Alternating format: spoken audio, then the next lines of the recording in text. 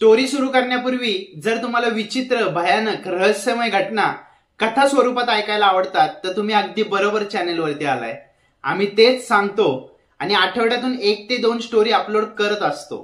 जर तुम्ही इंटरेस्टेड असताल तर लाईक, सबस्क्राईब आणि बेल आयकॉन वरती क्लिक करायला विसरू नका, जेणेकरून तुम्ही आमचे वीकली अपलोड्स एन्जॉय करू शकताल। चला तर मग सुरू करू आजची स्टोरी।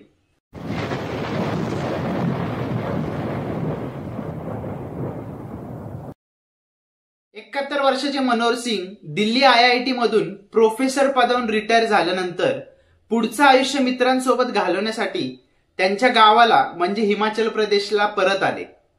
त्याच वर्षी नोव्हेंबर मध्ये एका शनिवारी कंटाळा आल्यामुळे त्यांनी घराच्या मागचं गार्डन साफ करायचं ठरवलं।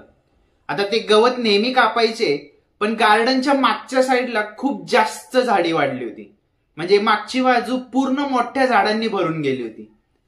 त्यांनी सकाळी सगळी हत्यार गोळा केली आणि झाडाची कटिंग सुरू केली। आता शेजाऱ्यांना संध्याकाळपर्यंत सगळं गार्डन जवळपास साफ झालेलं दिसत होतं, पण 2 दिवसानंतर मनोहर सिंग यांचे मित्र नेहमीच्या गेट टुगेदर साठी बागेत जमा झाले होते, पण सिंग काय आले नाही।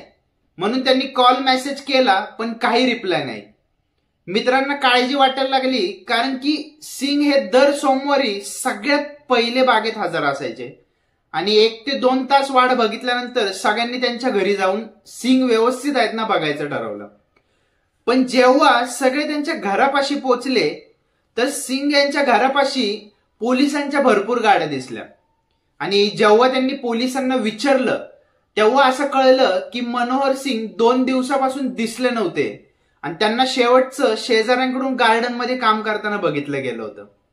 आणि जेव्हा त्यांची मुलं त्यांना कॉन्टॅक्ट करायचा प्रयत्न करत होती, काहीच कॉन्टॅक्ट न झाल्यामुळं मुलांनी तिथल्या पोलिसांना फोन करून घरी जाऊन चेक करायला सांगितलं होतं। पण पोलिसांना जी गोष्ट सापडली ती भयंकर होती।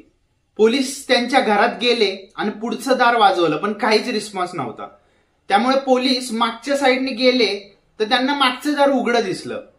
ते आत गेले, प्रोफेसरांना आवाज दिला, पण काही रिस्पॉन्स नव्हता। संपूर्ण घर चेक केलं, पण प्रोफेसर कुठंच दिसत नव्हते आणि चुकीचं काही घडलेलं पण असं दिसत नव्हतं। त्यामुळं शेवटी ते वळाले आणि मागच्या दरवाजामधून गार्डन मध्ये गेले आणि त्यांना भरपूर गार्डन मध्ये कामाची हत्यारं पडलेली दिसली आणि थोडं पुढे गेल्यानंतर एक छोटा खड्डा दिसला। पोलीस पुढे गेले, खड्ड्यात बघण्याचा प्रयत्न करायला लागले। त्याच वेळी त्यांच्या खालची जमीन ढासळायला लागली आणि जिथं छोटा खड्डा होता तिथं आता सुमारे 5 ते 6 फुटाचा मोठा खड्डा तयार झाला होता। पोलिसांनी कशीबशी बाजूला उडी मारली होती। आता लगेच त्यांनी हळूच थोडं पुढे जाऊन खड्ड्यामध्ये फ्लॅशलाईट मारली, पण बॉटम काय दिसत नव्हता। आता त्यांनी पहिला पायाखालचा बेस चेक केला की तो ढासळतोय का। ते खड्ड्याच्या काठावर गेले आणि तिथून जेव्हा त्यांनी खाली फ्लॅशलाईट मारली तर जवळपास 20 फुटावरती त्यांना प्रोफेसरांची बॉडी दिसली। शहरात आपण जसे खड्ड्यात पडायला घाबरतो तसंच हिमाचल प्रदेशमध्ये लोक जिवंत झरे वाहत असणाऱ्या खड्ड्याला घाबरतात। जमिनीखालून नैसर्गिक पाणी जेव्हा वाहतं तेव्हा डोंगराळ भागात जमिनीखाली गुहेसारखं स्ट्रक्चर तयार होतं आणि प्रोफेसर जिथं पडले होते तिथं खाली असं गुहेसारखं स्ट्रक्चर तयार झालेलं होतं। आणि ते जेव्हा गार्डन मध्ये काम करत होते तेव्हा ते त्यांच्या गार्डन मध्ये तयार झालेल्या खड्ड्यामधून जवळपास 20-25 फूट खाली पडले होते आणि मणक्यावरती पडल्यामुळं इंटरनल ब्लिडिंगमुळे त्यांचा मृत्यू झाला होता। त्यामुळे डोंगराळ भागात नेहमी काम करताना खूप झाडे असलेल्या भागात काळजी घेतली जाते, कारण असे जे खड्डे असतात ते तुम्हाला संपूर्ण संकटात टाकू शकतात। चला, आजच्या पुरतं एवढंच होतं। तुम्हाला स्टोरी नक्की आवडली असेलच, त्यामुळे लाईक, कमेंट आणि सबस्क्राईब करायला विसरू नका।